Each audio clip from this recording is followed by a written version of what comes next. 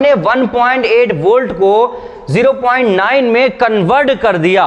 इसी को कहते हैं वोल्टेज को डिवाइड कर देना और इसी सर्किट को कहते हैं वोल्टेज डिवाइडर सर्किट। हेलो दोस्तों, उम्मीद है आप सब लोग ठीक होंगे। दोस्तों आज की वीडियो बहुत ज़्यादा इंपॉर्टेंट और ख़ास होने वाली है, क्योंकि आज की वीडियो में आपको बताने वाला हूं वोल्टेज डिवाइडर सर्किट के बारे में। कमेंट किए थे आप लोगों ने कि वोल्टेज डिवाइडर सर्किट के बारे में बता दीजिएगा। वोल्टेज डिवाइडर सर्किट क्या होता है, कैसे काम करता है। हालांकि मैं इसके बारे में बता चुका हूं चैप्टर 3 में, ठीक है, कि यहाँ पर क्या होता है, दो रजिस्टर लगाए जाते हैं और वोल्टेज को डिवाइड किया जाता है। तो शुरू करते हैं कैसे एक वोल्टेज डिवाइडर सर्किट बनाया जाता है। ठीक है, तो देखिए सबसे पहली बात तो यह है कि वोल्टेज डिवाइडर सर्किट के लिए दो रजिस्टर का होना ज़रूरी है। कितने रजिस्टर का होना? दो रजिस्टर का होना ज़रूरी है। दो रजिस्टर के बगैर डिवाइडर सर्किट नहीं बन सकता, पहली बात। दूसरी बात, एक रजिस्टर का ग्राउंड से लगा होना ज़रूरी है।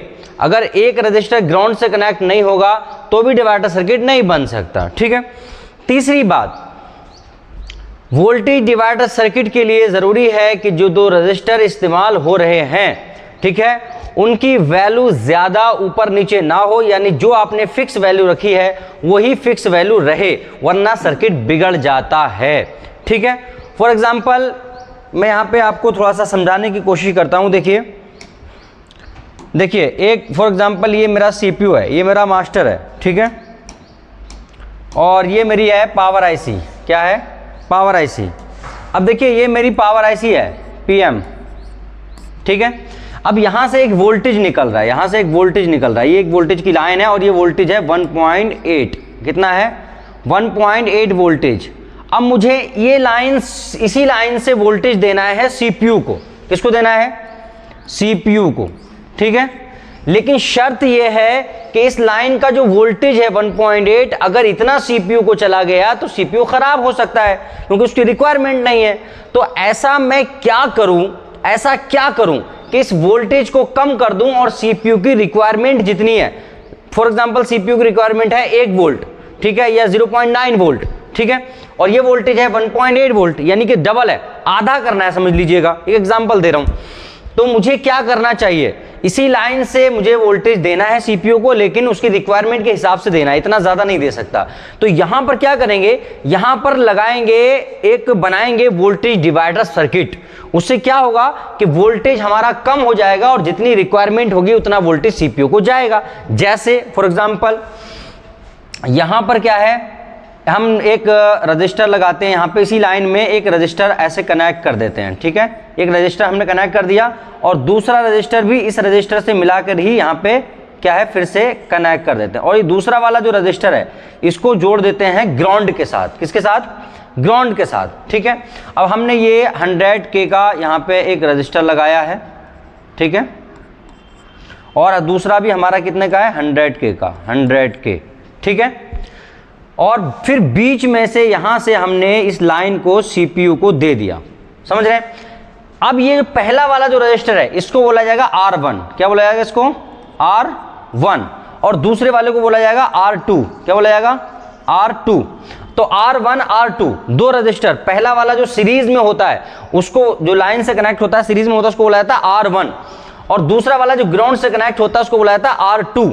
अब हमने जो 100K के दो रजिस्टर लगाए, तो अब आप देखें यहाँ पे आउटपुट में जो वोल्टेज निकलेगा वो निकलेगा 0.9 वोल्टेज या 1 वोल्ट, ठीक है, जो कि CPU की रिक्वायरमेंट है। तो हमने 1.8 वोल्ट को 0.9 में कन्वर्ट कर दिया। इसी को कहते हैं वोल्टेज को डिवाइड कर देना और इसी सर्किट को कहते हैं वोल्टेज डिवाइडर सर्किट। यानी किसी भी लाइन पर रजिस्टर का, दो रजिस्टर का इस्तेमाल करके एक सर्किट बनाना और उस सर्किट के माध्यम से ज़रूरत के हिसाब से, रिक्वायरमेंट के मुताबिक आगे आउटपुट में वोल्टेज ले लेना, इसी को डिवाइडर सर्किट बोला जाता है। अब मैंने बताया इसके लिए एक का ग्राउंड से लगा हो। अब ये 0.8 वोल्टेज कहाँ गया? आप देखें यहाँ पे, तो यहाँ पर रजिस्टर के इस वाले हिस्से पे अगर आप चेक करेंगे तो 1.8 ही मिलेगा आपको, ठीक है। लेकिन यहाँ चेक करेंगे तो 0.9 मिलेगा, और लेकिन यहाँ पे आप देखें तो 0.8 कहाँ गया? तो 0.8 जाएगा नीचे ग्राउंड में। 0.8 वोल्ट जो था आपका वो कहाँ गया? ग्राउंड, नीचे निकाल दिया मदरबोर्ड में। बात समझ में आ रही है? ऐसे बनता है वोल्टेज डिवाइडर सर्किट। अब फॉर एग्जाम्पल यहां देखिए, इसको मैं हटा देता हूं, ठीक है, इसको मैं हटा देता हूं पूरे को। यहां देखिए, यहां पे देखिए, ये क्या है, ये यहां पे एक डिवाइडर सर्किट बना हुआ है, ठीक है। मैं इसको और जूम कर लेता हूं, देखिए यहां पे एक डिवाइडर सर्किट बना हुआ है, आप देखें ये क्या है, ये VS2 IC है, ठीक है, मीडियाटेक की 6357 पावर IC जितने भी फोनों में लगी होती है, ठीक है, उन सब में क्या है VS2 IC का इस्तेमाल किया जाता है।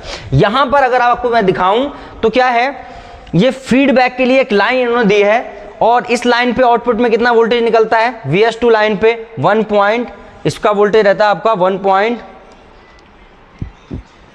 मिनट, इसका वोल्टेज रहता है 1.4 वोल्ट, कितना 1.3 या 4 वोल्ट।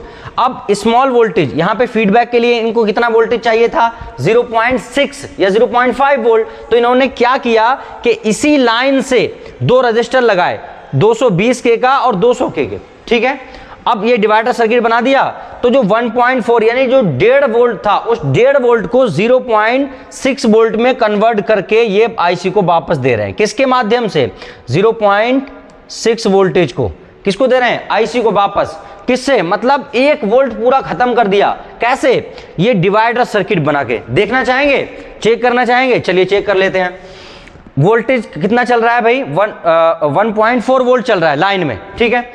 कम कैसे किया इन्होंने, 220 के और 200 के 2 रजिस्टर लगाए, ठीक है। अब दिखाते हैं आपको, आप किसी भी फोन का कैसे चेक कर सकते हैं। चलिए देखिए कैसे चेक कर सकते हैं। अभी वेबसाइट है, यहां पे वोल्टेज कितना चल रहा था हमारा, 1.4,